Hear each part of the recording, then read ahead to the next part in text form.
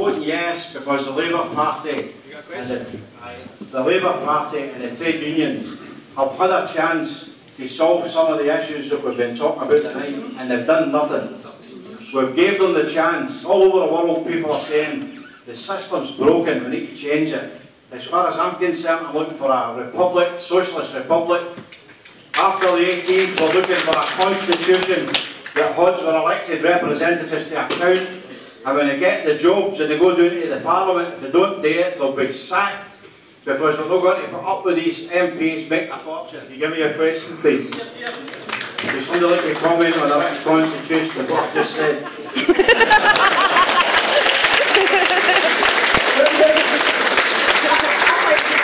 Well, you're probably not going to like my answer, but my answer is this. What's on offer on the 18th of September is the Scottish Government's White Paper, which includes a commitment to membership of NATO, which includes a commitment to the European Union membership, which includes keeping the monarchy as the head of state, which includes keeping the pound. Now, on the pound, just let me say this.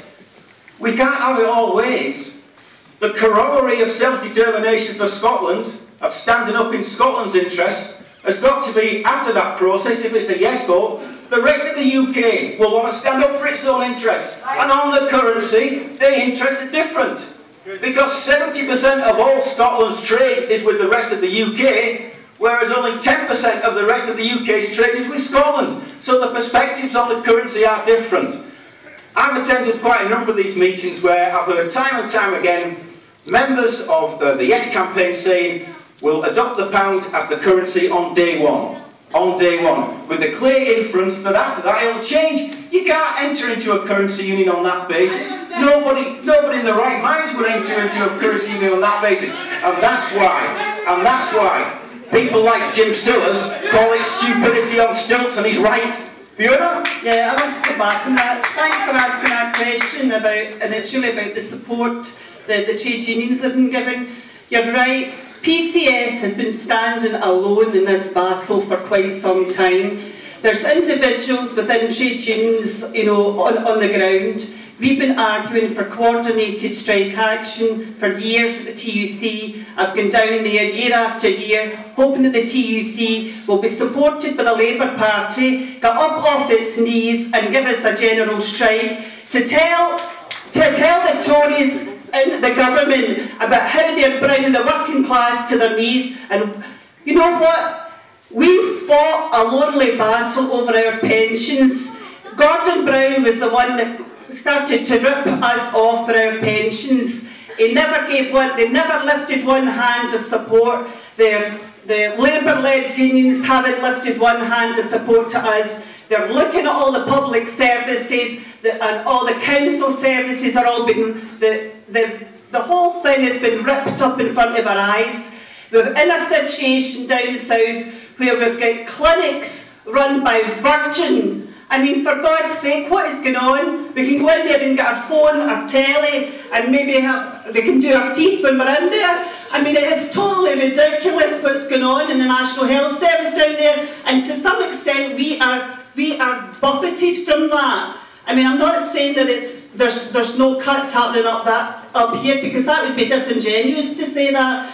But the fact of the matter is that the TUC have not supported ordinary workers. Okay, thanks, Fiona.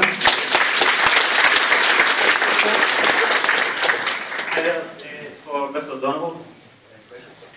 As one of the top 5 payments of expenses between 2000 and 2012, I was just going to ask, would a no vote be the end of the expenses payment? Well, it has already, so there's no gravy train in the House of Commons anymore. Oh, for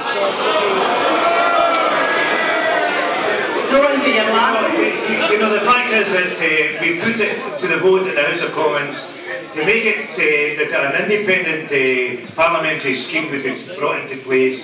That's in place now. They've taken decisions. They've presented it as such, as being a package that has been evaluated by them as being about the true level to pay the wage, to pay the conditions of service that we employ. I don't know if there would be very much difference between that and what would happen in an independent Scotland, to be honest with you. It's clearly not a question that would make very much difference be either a yes vote or a no vote in that sense. Thank you, Brian. Can I ask a question? Can I ask a question of Brian? You said... Is it in relationship to this? Yes, it's in relationship. It's on the same question. If it came to the bit that you had to stand in a worker's wage, the average worker's wage, Brian, would you stand for that? I would. Well, that's a matter for the individual. Would you, yes or no, Brian? Would you stand for a worker's wage? That's what Tommy Sheridan said in Parliament. Let me answer the question. Let me answer the question, please.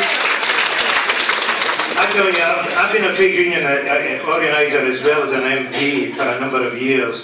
Indeed, all of my working life, I've stood up for the rights of workers. And I believe for the right thing to have is the right for the job. I've always argued that is the case, and I always will. And if you don't want to have that as a situation, then that's for you to determine yourself. But as far as I'm concerned, standing up for workers means standing up for the right for the job, and that will continue to do for the rest of my working life as well. Thanks, Brian. Now, here's a question. Before I get one from the floor, here's one that you've written down. In what ways could an independent Scotland be a more equal, fairer and more just country than it already is as a part of the UK? This is something from Dorai.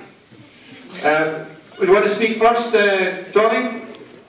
I think it's important to keep repeating the point that has been made several times tonight, but the no side keep ignoring. And that is that the referendum on the 18th of September is not about the SNP's white paper. The referendum on the 18th of September is about an independent Scotland that you and me and everyone in Scotland can shape, because there will be elections in 2016. I don't know whether Richard gets the idea that Alex Salmond will automatically be our First Minister. There will be elections in 2016. We will be able to vote for the politicians, and I say this to the Labour Party. I think the best thing that could happen to the Labour Party is independence, because it will rejuvenate that party, and perhaps then, when someone from the Labour Party gets up to quote Keir Hardie, they won't be laughed at, because Keir Hardie believed in home rule passionately.